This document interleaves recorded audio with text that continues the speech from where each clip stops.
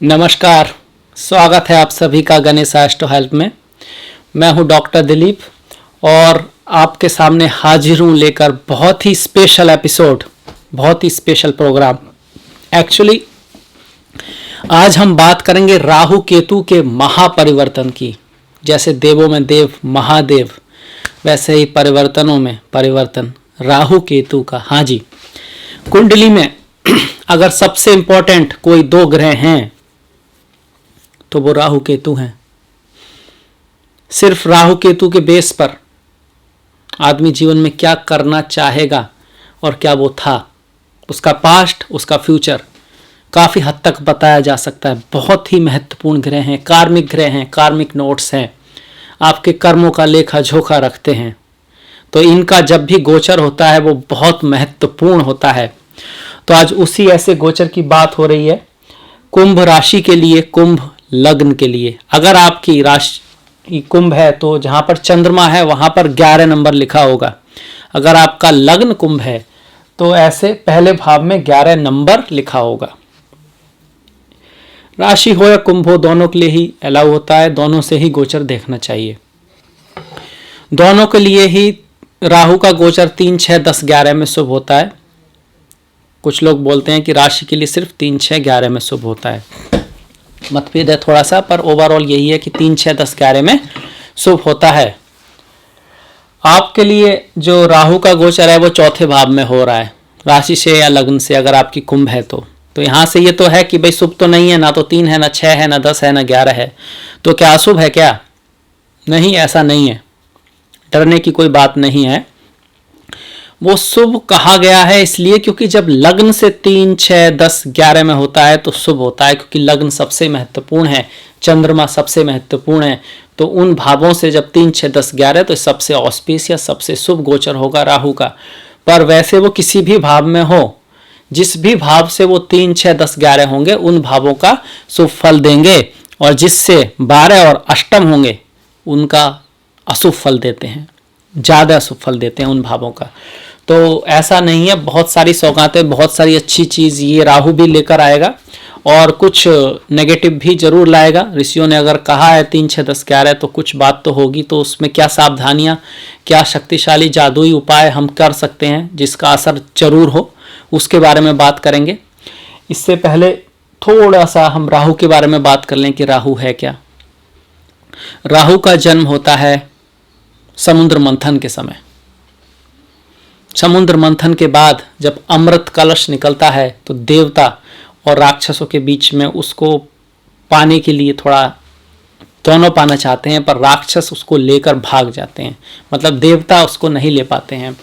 तो ऐसे में फिर जो देवता लोग हैं वो भगवान श्री विष्णु से बोलते हैं कि भाई प्रभु कुछ कीजिए, दया कीजिए, मदद कीजिए। तो भगवान विष्णु रास्ता निकालते हैं। वो बहुत ही खूबसूरत देवी का रूप धारण करते हैं, मोहिनी, जिसकी आवाज़ में जादू, जो दिखने में बहुत खूबसूरत और जिसकी चाल बहुत खूबसूरत, मतलब ऐसी कि देवता भी देख के दंग रह गए, कोई इतना भी खूबसूरत हो सकता है।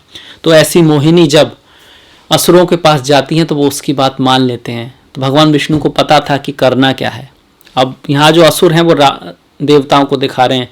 तो यहाँ से ये एक आइडिया मिलता है कि जो राहु है उसकी क्या, किस तरह से वो कोई आपत्ति ला सकता है। तो आपको कि वो जो है लोभ, काम, क्रोध, इसके थ्रू कोई प्रॉब्लम हमारे जीवन में लाता है। तो जब वो राजी हो गए मोहिनी की बात मानने को, तो मोहिनी ने कहा कि ये जो अमृत है मैं पिलाऊंगी, सभी को पिलाऊंगी। असुर लोग आप एक तरफ बैठ जाओ और देवता लोग आप एक तरफ बैठ जाओ। इसके बाद मोहिनी ने अमृत पिलाना शुरू किया। मोहिनी ने क्या किया कि सिर्फ देवताओं को ही पिलाया, 1 को, 2 को, 3 को। ऐसा देखकर असुरों में बैठे स्वर भानु को मन में आया कहीं ऐसा ना हो कि आज इस मर्यादा के चक्कर में, इस वादा निभाने के चक्कर में मारे ना जाएं, धोखा ना हो जाए। ऐसा ना हो कि सारा अमृत सिर्फ देव लोग ही पी जाएं, देवता लोग ही पी जाएं और हम ऐसे ही रह जाएं। तो उसने निर्णय लिया, एक योजना बनाई, एक युक्ति निकाली, एक षड्यंत्र रचा। ऐसा भेष बनाया कि कोई पहचान नहीं पाया। और जब तक पहचाना तो बहुत देर हो चुकी थी, अमृत कंठ से नीचे जा चुका था। सूर्य और चंद्रमा ने बताया कि ये राक्षस है, और भगवान जो मोहिनी के रूप में थे विष्णु रूप में आते हैं और सुदर्शन से उनके सर से धड़ को अलग कर देते हैं स्वर भानु के। पर इससे पहले अमृत नीचे जा चुका होता है और राहु केतु का जन्म होता है, और उनको 9 ग्रहों में उनको जगह मिलती है। और ये सब भगवान महादेव, भगवान श्री विष्णु की इच्छा से ही हुआ था ऑफ कोर्स। पर कहानी का मोरल ये है कि राहु मर्यादा तोड़ते हैं। मोहिनी से जो वादा किया वो उन्होंने तोड़ दिया। मर्यादा तोड़ सकते हैं अपने जिस चीज़ को पाना चाहते हैं उसके लिए। टेम्पटेशन बहुत स्ट्रांग होता है राहु का। राहु बड़े साहसी, बड़े स्ट्रांग हैं, बड़े बुद्धिमान हैं। ऐसी रचना रचाते हैं, ऐसी युक्ति लगाते हैं कि भैया सबको टोपी पहना देते हैं। डिप्लोमेटिक हैं, चालाक हैं, चतुर हैं। रूमाल में लपेट के जूता ऐसा मारते हैं कि आदमी को समझ में नहीं आता कि ये आपकी इज्जत उतार रहे हैं, आपकी तारीफ कर रहे हैं। दूसरे को नीचे गिरा के आगे बढ़ जाते हैं। ये राहु के गुण हैं। और खतरों के खिलाड़ी हैं। कितना बड़ा खतरा लिया। अगर पहले पता लग जाता, थोड़ा सा पहले, कि ये स्वर भानु है, तो ना तो अमृत मिलता और जान से भी जाते। पर उन्होंने खतरा लिया। उन्होंने इस बात को समझा कि मरना तो फिर भी है, या तो आज अमृत पान हो जाएगा या फिर मृत्यु तो आनी ही है। तो रिस्क टेकर, खतरों के खिलाड़ी, और बहुत ही अच्छी युक्ति दिलाई। अब यहाँ से कुछ लोग कहेंगे भाई ये तो नेगेटिव काम है या कुछ, ऐसा नहीं है। ये सिर्फ एक योग्यता है जो ज़रूरी है।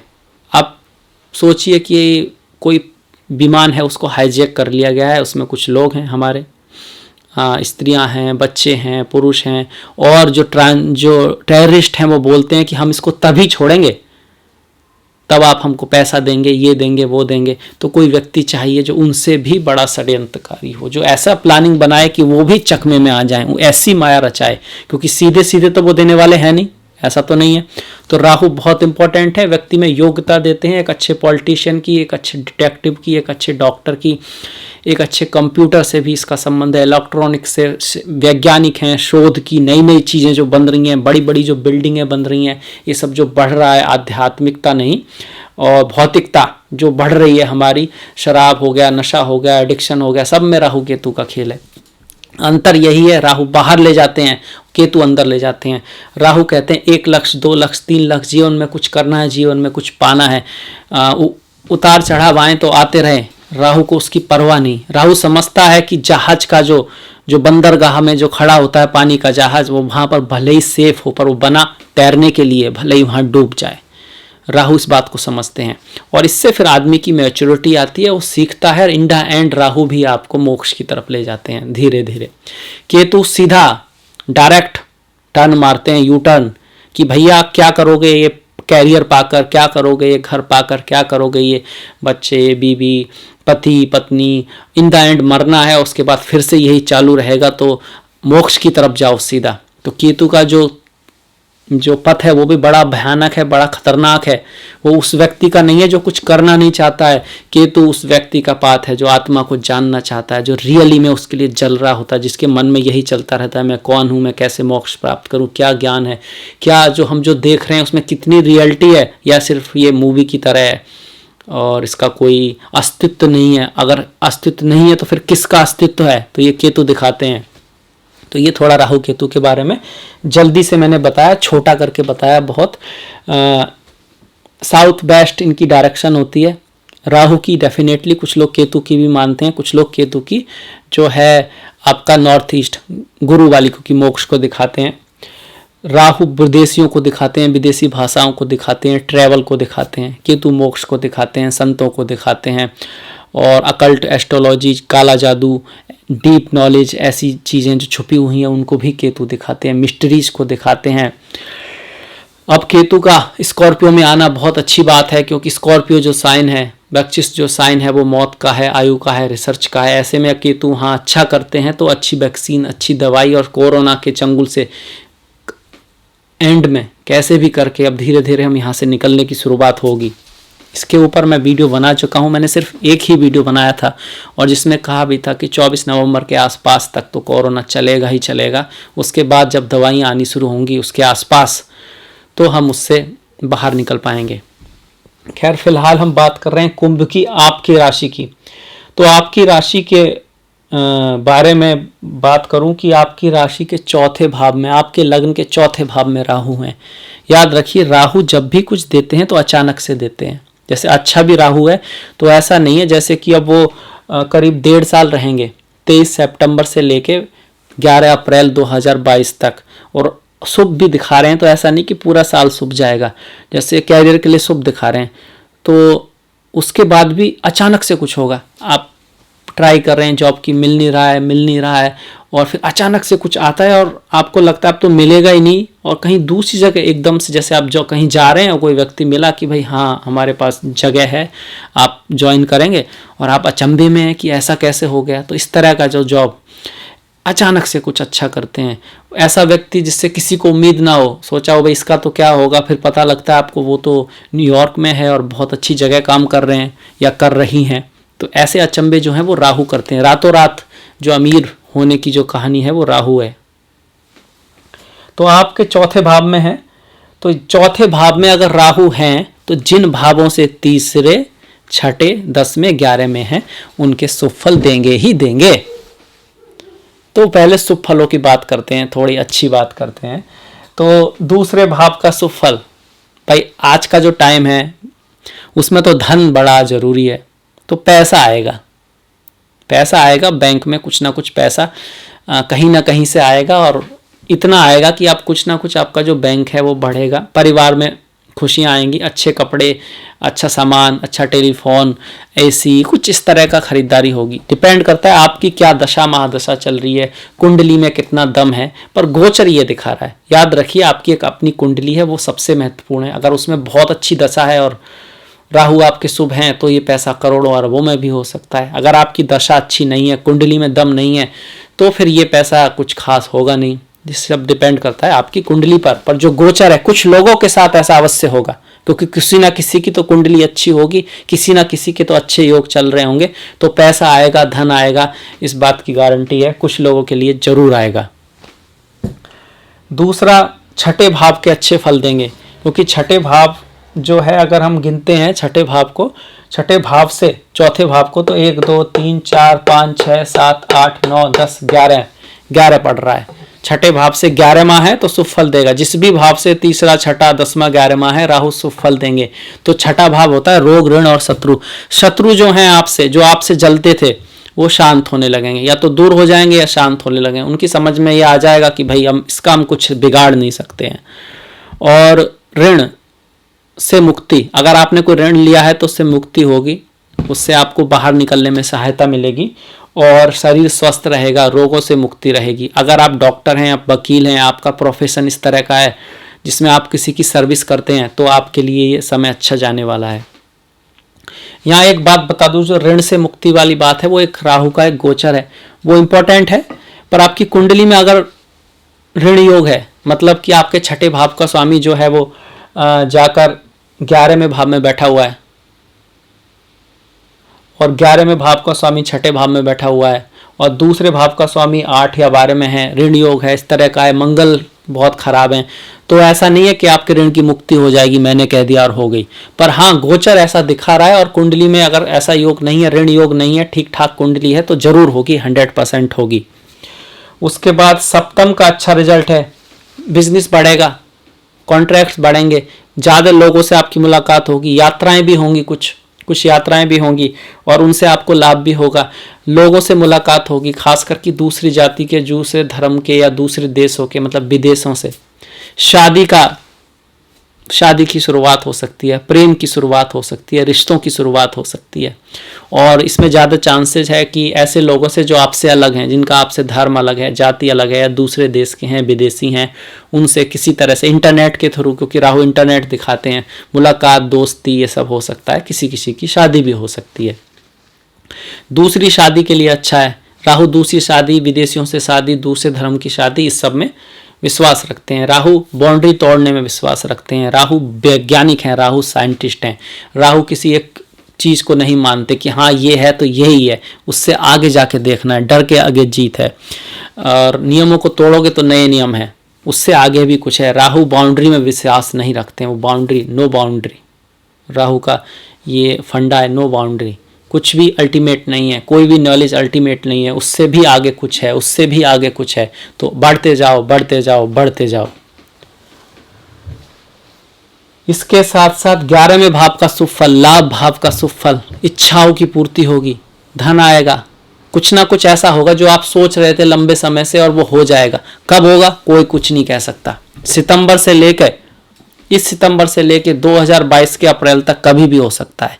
जैसे कि सूर्य और मंगल आते ही रिजल्ट देते हैं, शनि एंड में रिजल्ट देते हैं, गुरु और शुक्र बीच में रिजल्ट देते हैं, बुध कभी भी दे सकते हैं, पर राहु तो कभी भी दे सकते हैं, अचानक से दे सकते हैं कि भैया कुछ नहीं हो रहा, कुछ नहीं हो रहा, अचानक से लॉटरी लग गई, पैसा आ गया, धन आ गया पूर्व पुण्य से, या आप बहुत दिनों से किसी जॉब की ट्राई कर रहे थे, कुछ हो नहीं पा रहा था और फिर किसी से मिले, उसने कहा कि हाँ भाई हमें तो ज़रूरत है आपकी। तो इस तरह का कुछ अचानक से 2 साल, ये जो नेक्स्ट 1.5 साल है, उनमें इन भावों से संबंधित कुछ ना कुछ अचानक से अकस्मात जो सोचा नहीं वो लाभ होगा, वो लाभ होगा।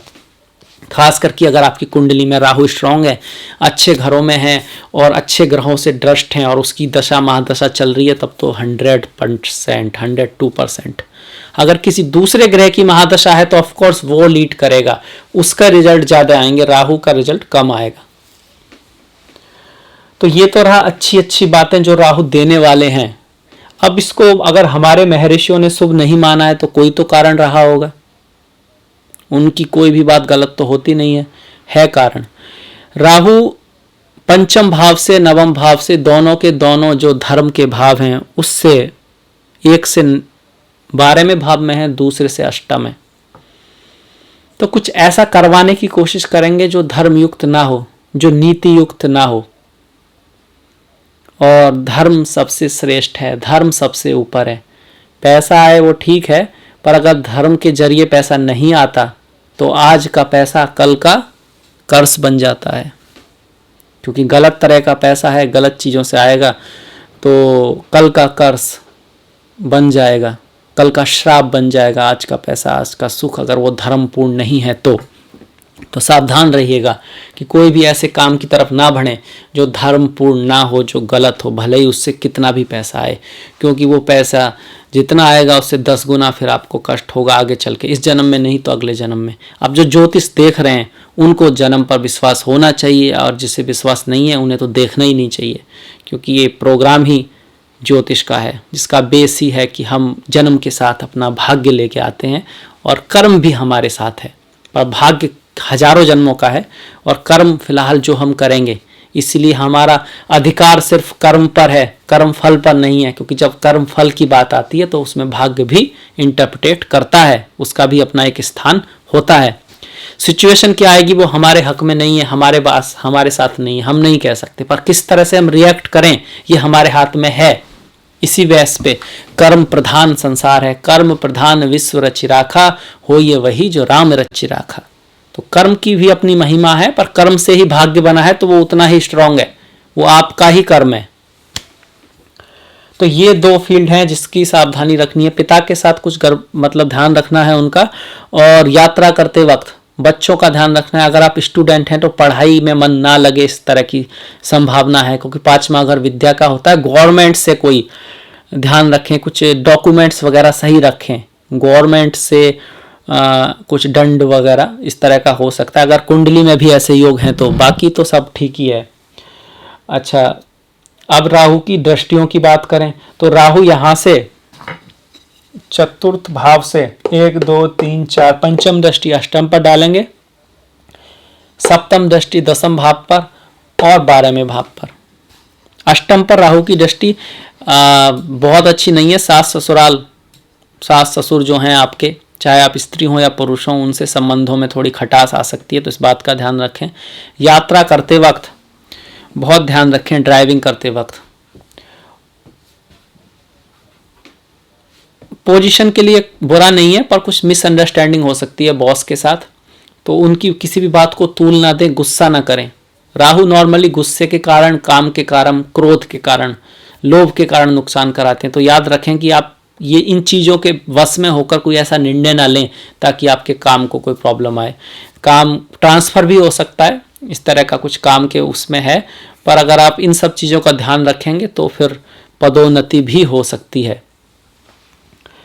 और 12वें भाव पर जो दृष्टि है तो खर्च आएगा, खर्च बढ़ेगा, खर्च बढ़ेगा। आप किसी हॉलीडे वगैरह पर भी जा सकते हैं, पैसा खर्च होगा, काफ़ी अच्छी चीज़ों में खर्च हो, ये अच्छी बात है।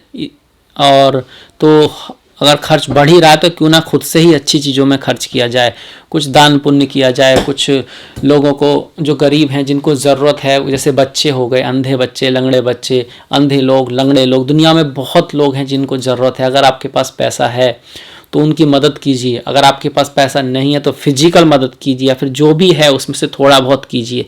दिल की बात होती है, क्योंकि बहुत सौ के पास तो अरबों होता है तब भी वो कुछ नहीं कर पाते, और कुछ लोग बीच के ही हैं पर करते हैं क्योंकि उनको करना है, और वो इसको अपने लिए नहीं करते क्योंकि उनके दिल में करुणा है, प्रेम है। तो उस तरह से करिए, तो उससे राहु की रेमेडी भी होगी।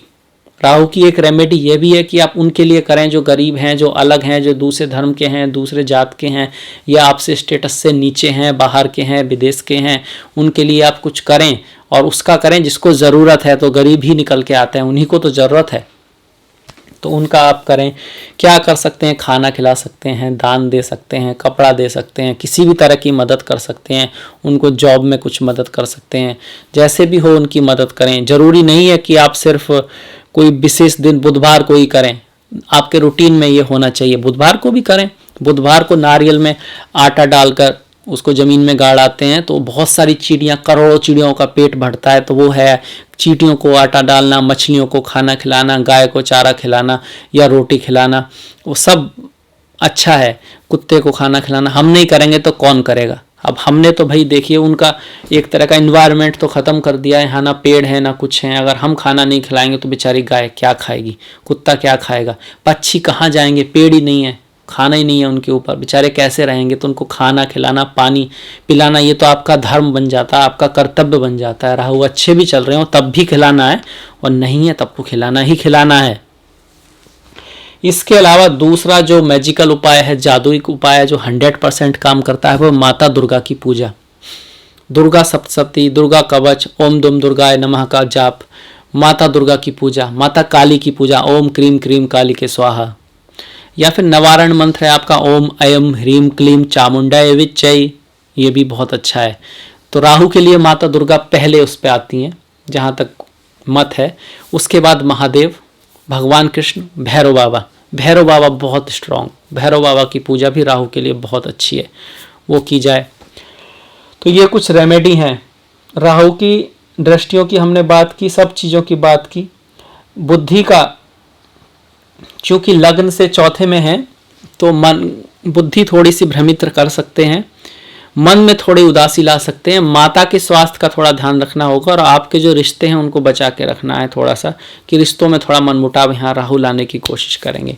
तो ओवरऑल काफ़ी अच्छा था। कुछ चीज़ें थी जिनका हमको ख्याल रखना है। अच्छा, इस रास्ते में, इस यात्रा में राहु 3 नक्षत्रों से होकर जाएंगे। सितंबर से लेकर, इस सितंबर से लेकर 2020 के सितंबर से लेकर 2021 की जनवरी तक मृगशिरा नक्षत्र में रहेंगे।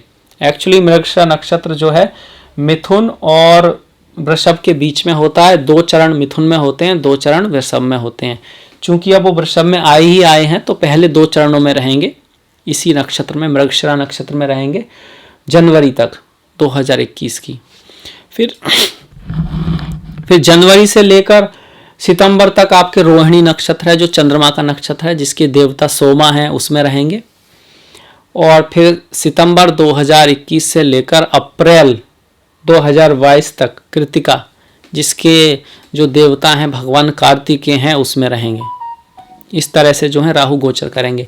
तो एक नक्षत्र वेश भी होता है जो गोचर, उसका भी ज्ञान होता है। राशि वेश की हम बात कर चुके हैं, दोनों एक दूसरे के परिपूरक हैं, अपोजिट नहीं है। उसमें हम तारे गिनते हैं, जन्म तारा, संपत तारा, विपत तारा, क्षेमा तारा, प्रत्यारी तारा, साधक तारा, बाधक तारा, मित्र तारा, परम मित्र तारा, और आपके जन्म नक्षत्र से देखते हैं कौन से तारे में आ रहा है, तो उसके अकॉर्डिंग भी एक आइडिया निकाला जाता है कि वो तारा बदल जाएगा तो उसके अकॉर्डिंग क्या क्या रिजल्ट आएगा। तो आपके कुंभ राशि में तो 3 तारे आते हैं, फिर एक अलग नया वीडियो हो जाएगा, पर वो भी एक है, उसका भी हम ध्यान से देख सकते हैं। अच्छा, चूंकि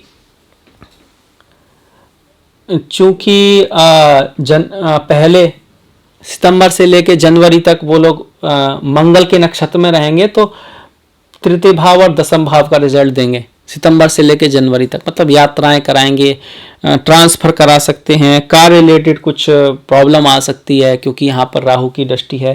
पर सितंबर ये रहेगा सितंबर से जनवरी 2021 तक। पर 2021 की जनवरी के बाद वो क्योंकि राहुनी नक्षत्र में है और जहां पर वो शुभ रिजल्ट दिखा रहे हैं, तो रोगों से मुक्ति, ऋण से मुक्ति, शत्रुओं से मुक्ति, अगर आपका काम वकील का है, डॉक्टर का है, कुछ सर्विस देने का है, तो उसमें आपको अच्छा रहेगा और धन भी आएगा, पैसा भी आएगा, लाभ भी आएगा, क्योंकि ये शुभ दिखा रहा है, यहाँ पर शुभ का पड़ रहा है। और उसके बाद कृतिका सितंबर 2021 से 11 अप्रैल 2022 तक सप्तम, शादी होने के चांस बढ़ रहे हैं, व्यापार बढ़ेगा, लाभ बढ़ेगा, पैसा आएगा, लोग आपको जानेंगे, रिलेशनशिप सुधरेंगे, ये अच्छा ही रहेगी। इसके अलावा जिन चीज़ों पर फोकस रखना है उन पर तो रखना ही है। ठीक है, इससे के साथ मैं ये वीडियो समाप्त करता हूँ। मुझे आशा है, विश्वास है आपको पसंद आएगा। अगर आपको पसंद आता है प्लीज़ लाइक कीजिएगा, शेयर कीजिएगा ताकि दूसरे लोग देख पाएँ, और जो घंटी वाला बटन है उसको दबाना मत भूलिएगा। डिस्क्रिप्शन में मैंने अपना लिंक दिया है, इंस्टाग्राम का, फेसबुक का, ट्विटर का। आपका सपोर्ट बहुत महत्वपूर्ण है, इसलिए प्लीज़ लाइक कीजिएगा और सब्सक्राइब कीजिएगा। इसी के साथ मिलेंगे नेक्स्ट वीडियो में, तब तक के लिए नमस्कार।